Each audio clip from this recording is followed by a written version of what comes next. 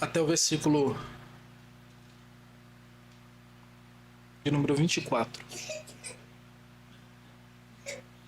Gênesis 42, do versículo 1 até o versículo de número 24. A palavra do Senhor nos diz assim: Sabedor Jacó, que havia mantimento no Egito, disse a seus filhos: Por que estáis aí a olhar uns para os outros? E ajuntou: Tenho ouvido que há cereais no Egito. Descei até lá, comprai-nos deles para que vivamos e não morramos. Então desceram 10 dos irmãos de José para comprar cereal no Egito. A Benjamim, porém, irmão de José, não enviou Jacó na companhia dos irmãos, porque dizia: para que não lhe suceda, acaso, algum desastre entre os que iam, para que não aconteça, perdão, meus irmãos, para que não lhe suceda, acaso, algum desastre. Entre os que iam, pois, para lá, foram também os filhos de Israel, porque havia fome na terra de Canaã. Até aqui, por enquanto, depois nós continuaremos até o versículo de número 24. Nós vamos orar mais uma vez ao nosso Deus, suplicando pela sua graça e seu favor. Senhor, nós estamos diante de Ti, prestando-Te culto, o serviço de adoração que Te é devido, e neste momento em que seremos confrontados e consolados pela Tua palavra, nós Te suplicamos. Fala conosco, porque nós queremos ouvir a Tua voz por meio da Tua palavra, em nome de Jesus. Amém. Todo mundo tem um passado. Você já ouviu essa frase? Essa frase é um tanto quanto pesada, porque ninguém fala isso se referindo às coisas boas feitas no passado. Sempre é uma referência às nossas mazelas, aos nossos deslizes, às vezes que erramos de maneira pequena ou de maneira colossal. Muitas vezes já fizemos algumas bobagens na nossa vida, e isso não é uma prerrogativa só minha. Eu tenho certeza que vocês também já fizeram coisas das quais vocês nem gostam de lembrar e tremem só de pensar talvez nessas coisas sendo expostas publicamente. Todo mundo tem um passado, é verdade. Todo mundo já passou por coisas que não gostaria de passar no presente, muito menos no futuro. Se cuida para que não aconteça no futuro. Essa é uma frase que reflete a realidade de todo ser humano. E aqueles que se convertem e passam então a serem servos do nosso Senhor Jesus Cristo também têm de lidar com essa frase. Principalmente quando esse passado traz consequências que afetam o presente e afetarão o futuro. Então todo mundo tem um passado, é verdade. Mas como é que nós lidamos com esse passado? E à luz de Gênesis capítulo 42 é o que nós veremos nesta noite, sobre lidando com o passado. Sobre isso que nós vamos falar nessa noite até o versículo 24 e depois, em outro momento, continuaremos a partir do versículo 25. Mas o que nós percebemos aqui é que se no capítulo 41, que foi exposto no domingo passado e retrasado, nós vimos como José mudou de postura, aquela postura arrogante, mimada que ele tinha quando jovem, e todas aquelas situações na vida dele fizeram com que ele mudasse de postura. Nós vemos agora que é como se José desse um passinho atrás e ainda mostrasse um pouco de uma natureza um tanto quanto raivosa. Não vamos entrar nesses méritos de maneira profunda, mas o que nós percebemos aqui é que José parece ter dificuldades de encarar os seus irmãos que chegam ao Egito procurando por mantimento.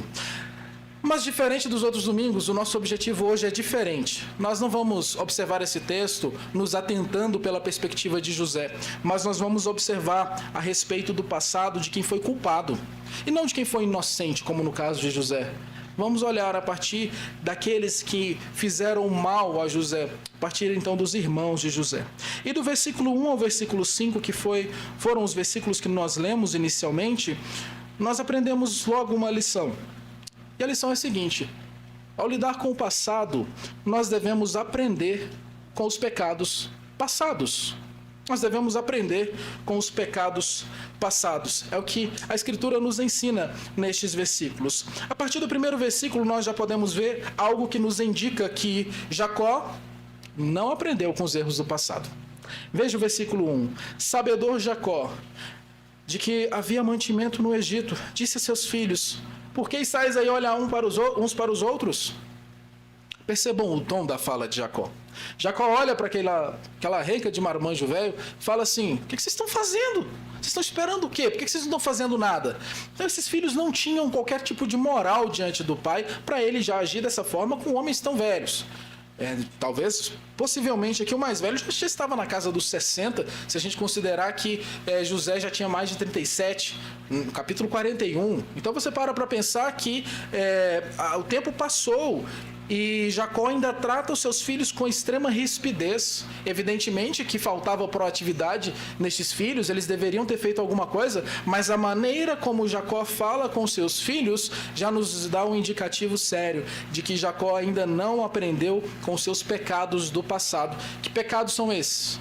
Favoritismo em relação a um filho em detrimento de outro. E não é tão somente uma intimidade, uma proximidade maior com um filho do que com o outro. Porque pode acontecer nos nossos lares de um dos nossos irmãos serem mais carinhosos do que nós. Isso é natural, são mudanças de postura que não faz mal a ninguém. Mas aqui não. Jacó era muito mais apegado por outras razões. Ele de fato amava mais um filho do que o outro. E é exatamente esse pecado que ele manifesta ter e não ter aprendido com o erro dele no passado, que fica claro para a gente. Vejam, por exemplo, o versículo 4, em que ele diz assim, olha, a Benjamim, porém, irmão de José,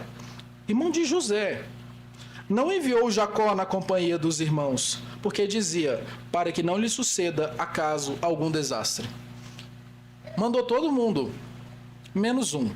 Precisava ter desse tanto de gente aí mesmo? Então, nitidamente, a gente vê que ele está protegendo alguém em específico. Ele está protegendo Benjamim, que é o mais novo. Ele quer cuidar de Benjamim para que nada acontecesse com ele, como já acontecera com José. Nós percebemos feridas, marcas no coração de Jacó que deixam claro que ele ainda não superou a perda do filho, que ele ainda amargurava isso em seu coração e o pior de tudo, ele ainda estava disposto a cometer os mesmos erros que ele cometera décadas atrás. Ele faz exatamente a mesma coisa, tendo um certo favoritismo em relação ao seu filho Benjamim em detrimento dos outros.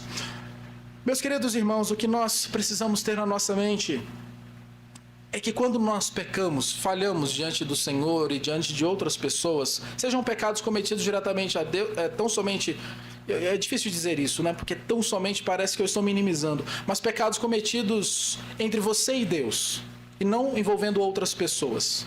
E tanto pecados que você comete contra outra pessoa, esses pecados servem, após confessados, após o arrependimento, como lição, para que nós não os repitamos.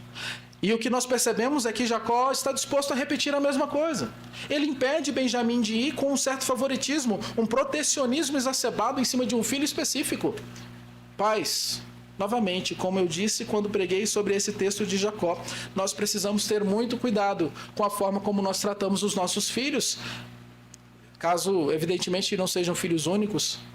Os irmãos precisam perceber que o mesmo amor é distribuído.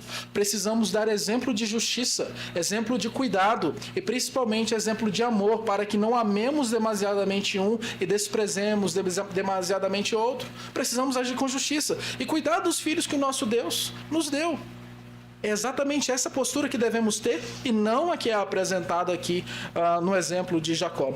Mas muito além disso, pensando principalmente no aspecto de aprender com os pecados passados, uma coisa tem que ficar muito clara na nossa mente. E eu gostaria muito que você pensasse nisso. Os nossos pecados do passado devem servir de alertas para o presente, para o futuro. Os nossos pecados não podem servir como amarras. Eles não devem nos prender no passado, de modo que sejamos então mensurados com base no passado. Que fiquemos presos de tal forma que não consigamos andar para frente, que é para onde deve se andar. Não é bíblico que nós, por exemplo, digamos frases do tipo, eu não consigo me perdoar. Quem você pensa que é para outorgar algum tipo de perdão, principalmente a si mesmo? Evidentemente você não consegue se perdoar porque a pessoa ofendida maior é Deus, portanto é Deus quem tem que te perdoar. E acima de tudo, a Escritura diz o seguinte, Deus te perdoou. Como uma criatura tão ínfima, pequena, miserável como nós, ousamos, portanto, nos colocar no lugar de Deus e dizer, tudo bem que o Senhor me perdoou, mas eu não me perdoei, por essa razão eu ficarei preso no meu passado. Porque é isso que a nossa atitude demonstra quando nós então resolvemos ficar presos em razão das falhas que cometemos no passado.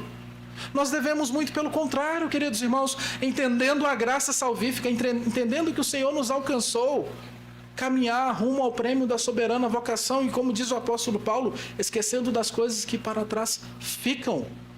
Não podemos, portanto, nos prender ao nosso passado. Os nossos pecados cometidos no passado devem nos servir de alerta, para que entendamos: eu caí, eu falhei, eu posso cair de novo, eu preciso tomar cuidado, vigiar e orar e ter perseverança na palavra do Senhor. Aprendemos com os nossos erros, não ficamos presos nos nossos erros. Claro, meus irmãos, estou falando para pecados confessados, mas chegaremos nessa parte ainda. Acima de tudo, o que nós estamos vendo nesse texto do versículo 1 ao versículo 5 é um Jacó que não demonstra ter aprendido com os erros do passado. Ele faz a mesmíssima coisa. Tem um filho favorito. Esse é o pecado dele. E a gente vê isso se repetir na Escritura de uma maneira bem constante, servindo-nos de alerta para não sermos pais assim e para não fazermos o mesmo. Percebam uma coisa: Jacó poupa o seu filho para que nenhum desastre aconteça. O nosso Deus envia o seu filho para que um desastre não aconteça.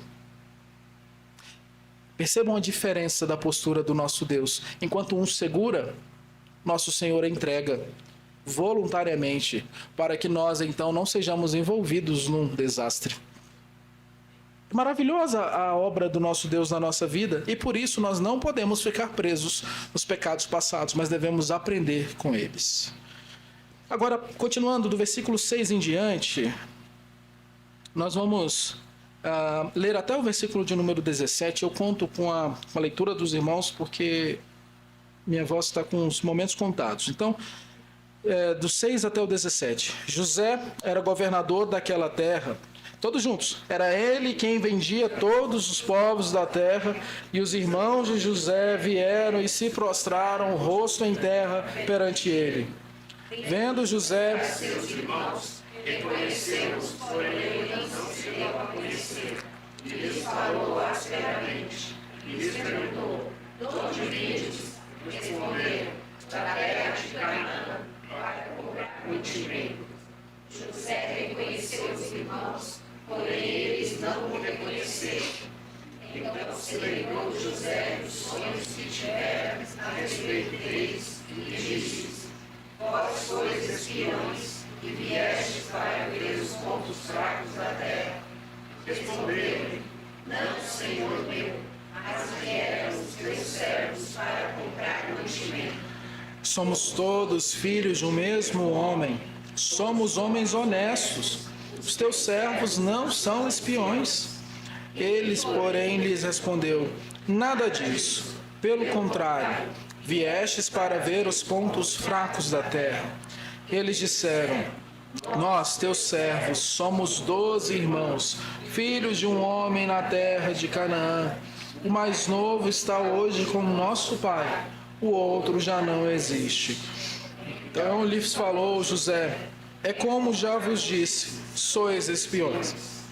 Nisso sereis provados pela vida de Faraó. Daqui não saireis, sem que primeiro venha o vosso irmão mais novo. Enviai um dentre vós que traga o vosso irmão. Vós ficareis detidos para que sejam provadas as vossas palavras, se há verdade no que dizeis, ou se não, pela vida de Faraó, sois espiões. E os meteu junto em prisão 3 dias. Até o 17, na verdade, mas nós voltaremos a partir dele. Nós vimos então que nós precisamos aprender com os nossos pecados do passado. Essa foi a primeira lição que nós vimos, quando nós percebemos que do versículo 1 ao 5, Jacó repete o seu pecado.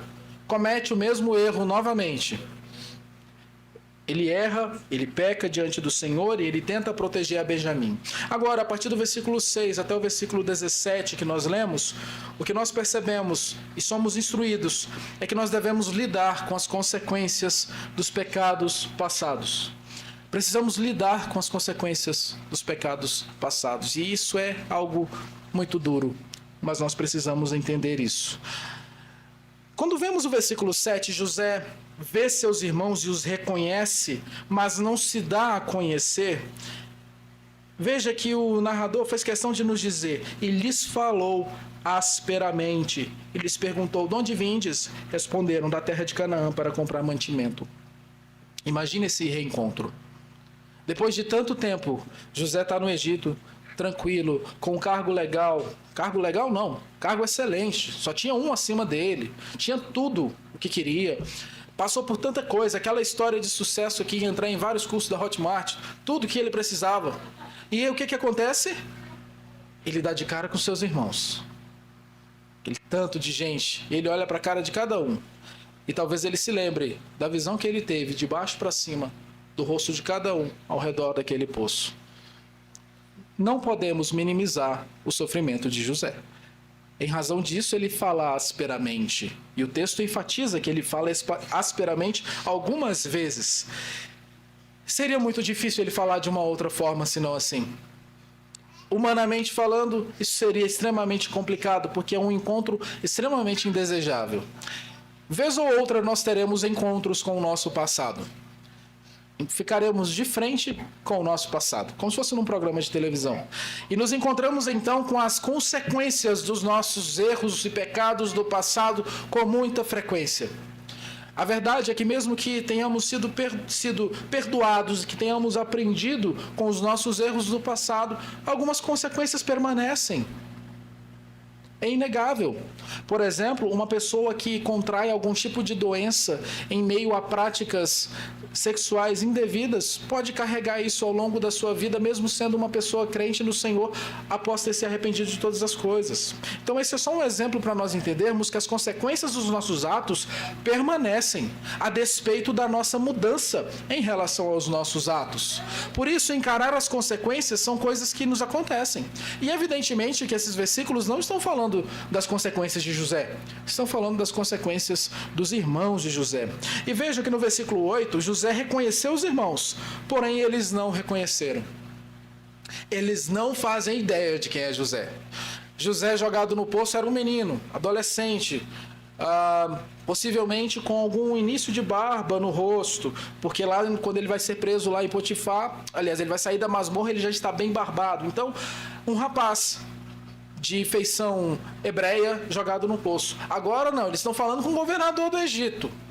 O cara que vendia para todas as nações, poderosíssimo, com roupa fina, chique, na beca, todo arrumado. Certamente já, né, sem barba, sem cabelo também e com aquela feição clássica egípcia. Sem falar ainda a língua hebraica. Lembremos-nos disso, José está usando um intérprete. Isso vai ficar claro mais à frente.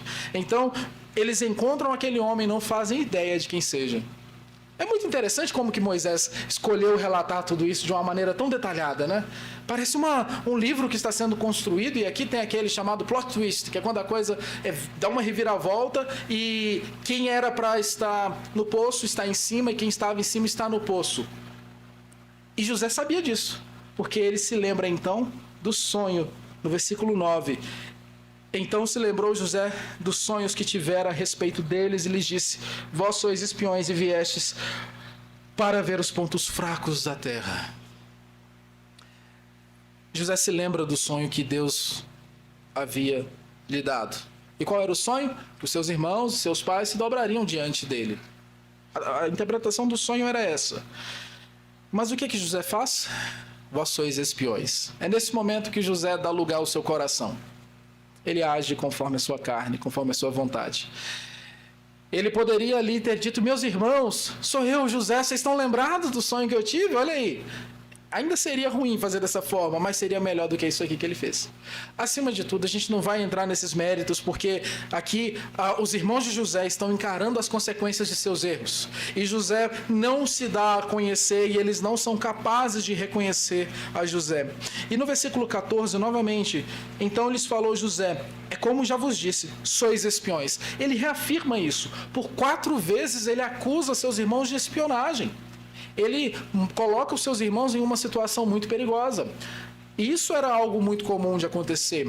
Pessoas que queriam invadir outros reinos se travestiam de comerciantes, porque comerciante entrava em qualquer lugar e então espionavam, viam como é que eram as coisas e para poder achar pontos fracos e tudo mais. Imagine então sendo o Egito o único lugar de toda a terra que tinha comida. José usa esse argumento: vocês são espiões. E ele faz isso por 4 vezes. Por fim, no versículo 17, nós vimos que ele prendeu seus irmãos e os deixou presos por 3 dias. Independente do que José esteja fazendo, esses irmãos estão sendo disciplinados, estão encarando as consequências de seus atos. E nós precisamos entender que mesmo perdoados e libertos, nós também vamos encarar algumas consequências dos nossos atos. Deus é tão gracioso que nem todos os nossos pecados nós sofremos as consequências dele na mesma proporção em que o nosso pecado ofende a Deus. Mas algumas coisas o Senhor deixa que as consequências venham e nos atinjam para que nós sejamos disciplinados. Entendam uma coisa: a disciplina do Senhor é sempre boa, por mais dolorosa que seja. Não vem para nos matar, não vem para acabar conosco, mas vem para nos fortalecer, para nos fazer grandes, para nos levantar e nos tirar dos poços dessa vida. Por isso, se o Senhor te faz encarar hoje algumas consequências das suas decisões erradas, pecaminosas do passado, saiba que Ele também te fortalece para encarar essas consequências. E você precisa buscar força nele. Agora, se você tem, porventura, pecados não confessados diante do Senhor, e não teme diante disso, saiba que uma hora o encontro com a verdade chegará e você terá de confessar. Você terá de encarar as consequências. E se você não se dobra diante do Senhor, certamente Ele dobrará você diante dele, com a mão pesada. Todos os nossos pecados estão claros diante do Senhor, como o texto que nós lemos. E por essa razão nós precisamos confessar os nossos pecados e então lidar com as consequências dos nossos pecados. Isso é muito doloroso, é uma mensagem dura, eu sei. Não é algo que agrada a qualquer um de nós pensar que nós vamos encarar consequências duríssimas na nossa vida, porque nós não queremos, mesmo dos pecados que nós já nos arrependemos. Mas as consequências permanecem. E estes irmãos estão encarando isso. Eles agora estão presos. E aquele momento, aquele tempo de prisão, lhes serve como uma grande faculdade para que eles pensem a respeito da afirmação que eles fizeram no versículo 11. Somos todos filhos de um mesmo homem. Somos homens honestos. Os teus servos não são espiões. Honestos. A cara nem queima. Muito pior do que desonestos, são assassinos. Eles pensavam que tivessem... Porque o que acontecesse com José em seguida ao plano deles seria culpa do que eles fizeram. E eles queriam matar José, o irmão mais velho que não deixou. E percebam que eles dizem isso: somos homens honestos. Isso é a cauterização da mente. Prestem muita atenção nisso. Talvez você não se incomode mais com a prática do pecado. Isso é muito perigoso, porque quer dizer que o Senhor, através do seu Santo Espírito, tem deixado você livre. A nossa confissão de fé de Westminster fala: deixa alguns de seus filhos, mais ou menos assim, agirem livremente em seus pecados para caírem no desagrado paternal do Pai, que é algo temporário, para que Deus então nos discipline. É quando você fala com seu filho assim: faça o que você quiser. Não queira ouvir isso de Deus. Não queira. Se você tem praticado pecados que têm cauterizado a sua mente, de modo que você tem a coragem de dizer algo semelhante ao que os irmãos de José dizem, sendo mentira, arrependa-se. Confesse ao Senhor o seu pecado, porque certamente isso não lhe levará para nenhum lugar bom. Muitos anos se passaram. Muitíssimos anos. Nós não estamos falando de 1, 2, 3, 4, 5, 10 anos. Nós estamos falando de mais de 20 anos. E eles então têm que encarar as consequências de seus atos, justamente porque pecaram e pecaram gravemente. Por isso, nós devemos aprender com os pecados passados para não os repetir. Devemos lidar com as consequências dos pecados passados. E agora, a partir do versículo 18, nós vamos ver a lição que talvez seja mais importante dessa noite. Devemos confessar os pecados do passado. Versículo 18 até o versículo 24. Ao terceiro dia, disse-lhes José: fazei o seguinte e vivereis, pois temo a Deus. Se sois homens honestos, fique detido um de vós na casa da vossa prisão. Vós outros ide, levai o cereal para suprir a fome das vossas casas. E trazei-me vosso irmão mais novo, com o que serão verificadas as vossas palavras, e não morrereis. E eles se dispuseram a fazê-lo. Então disseram uns aos outros: na verdade somos culpados no tocante a nosso irmão, pois lhe vimos a angústia da alma quando nos rogava, e não lhe acudimos. Por isso nos vem essa ansiedade. Respondeu-lhes Rúben: não vos disse eu, não pequeis contra o jovem? Pequeis. E não me quiseste ouvir? Pois vedes aí que se requer de nós o seu sangue. Eles, porém, não sabiam que José os entendia, porque ele falava por intérprete. E retirando-se deles, chorou. Depois, tornando, lhes falou. Tomou Simeão dentre eles e o algemou na presença deles. Meus irmãos, que momento é esse? Do versículo 18 até o 19, José mostra benevolência, bondade. José está machucado ainda. O coração dele certamente ficou muito mexido com essa visita inesperada. E a vontade dele era acabar com aqueles irmãos imediatamente. Mas ele é um homem bom. Ele é um servo do Senhor, ele teme a Deus. E agora, os lampejos dessa verdade, do temor ao Senhor, vem à sua mente e ao seu coração, e ele decide então liberar aqueles irmãos para levar a comida para os que necessitavam. José não queria que aquelas pessoas morressem de fome. Ele era um homem bom, e ele o faz então dessa forma. E ele pede que os seus irmãos tragam o irmão mais novo, versículo 21. Versículo 20. E trazei vosso irmão mais novo, com o que serão verificadas as vossas palavras, e não morrereis. E eles se dispuseram a fazê-lo. Eles concordam com a ideia de José.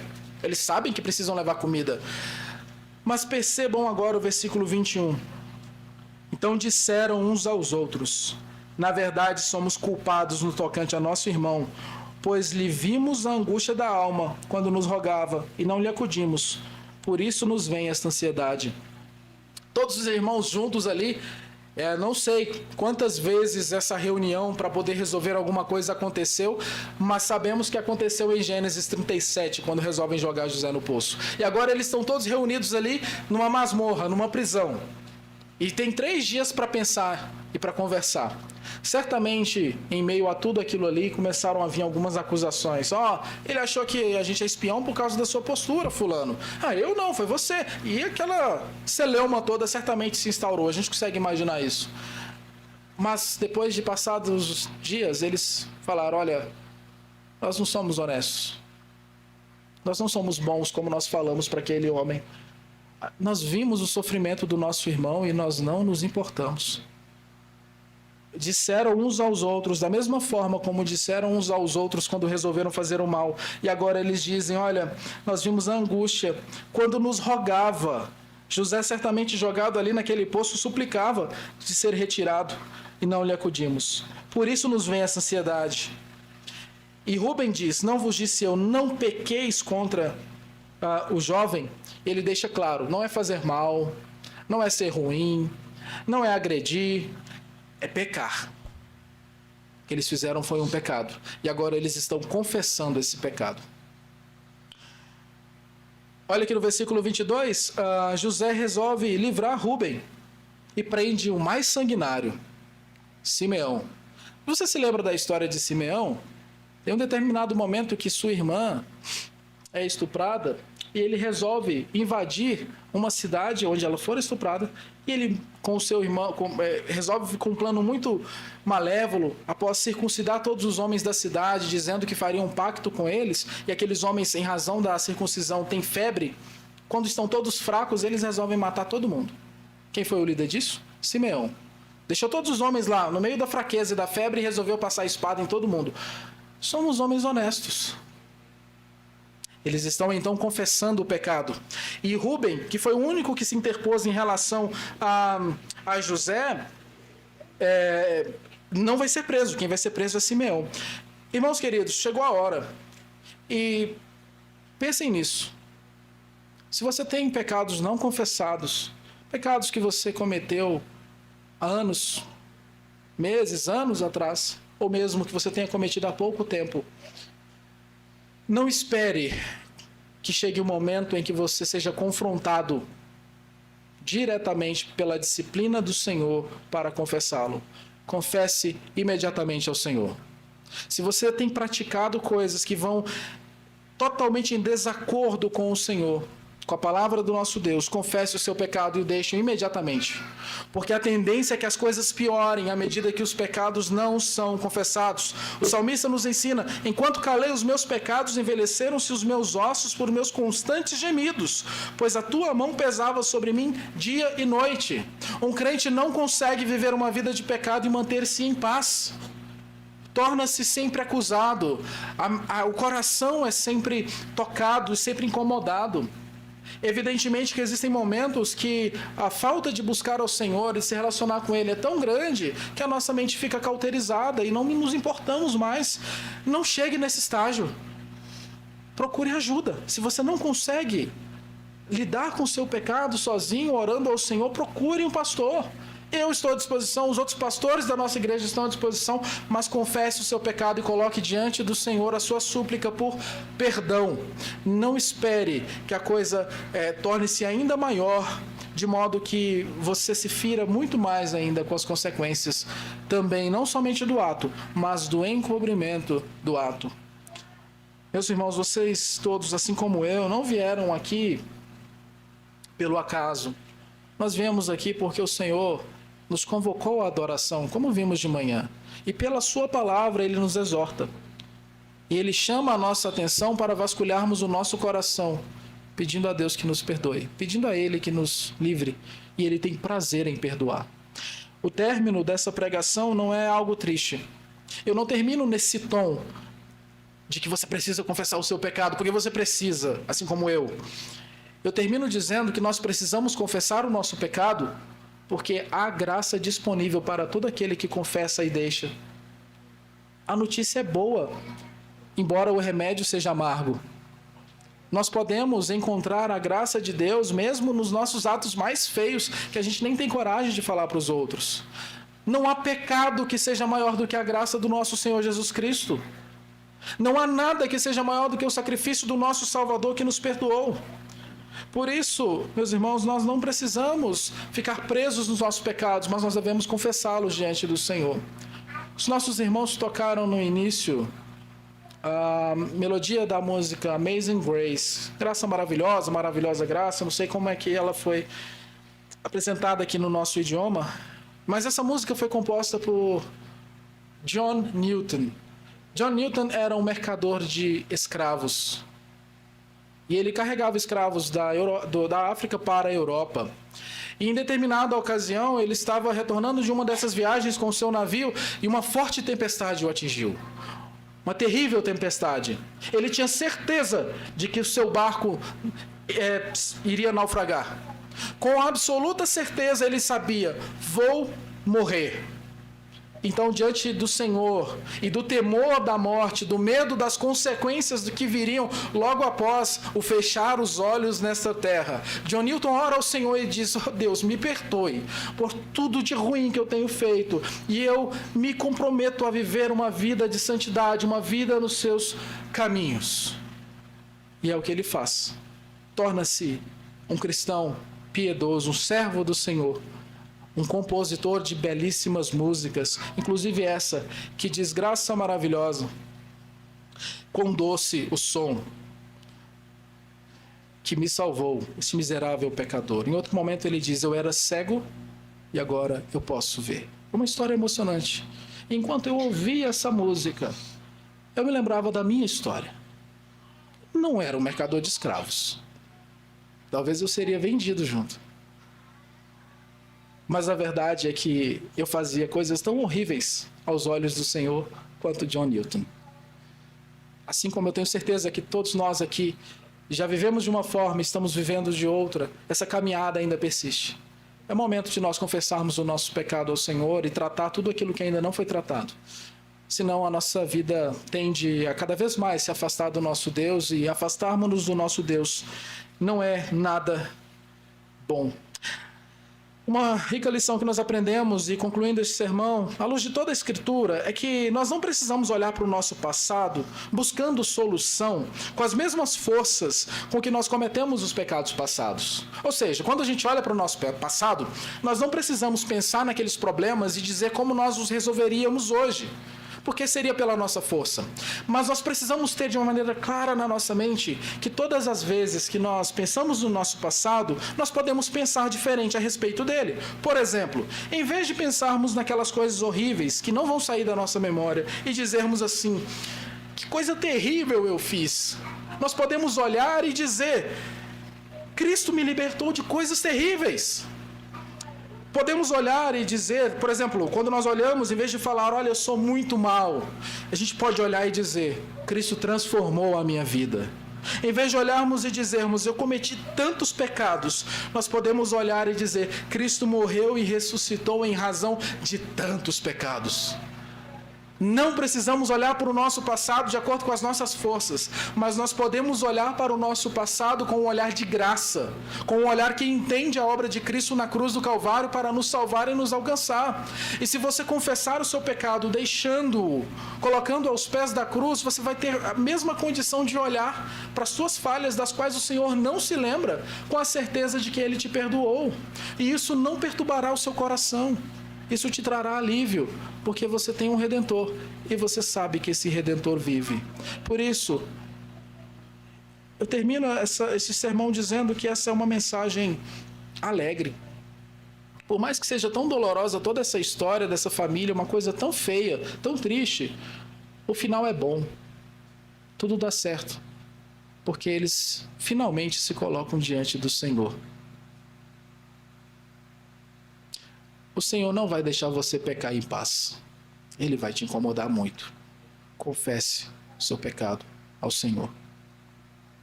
Amém. Nós vamos orar neste momento, meus queridos irmãos. Perdão, nós temos ainda um hino.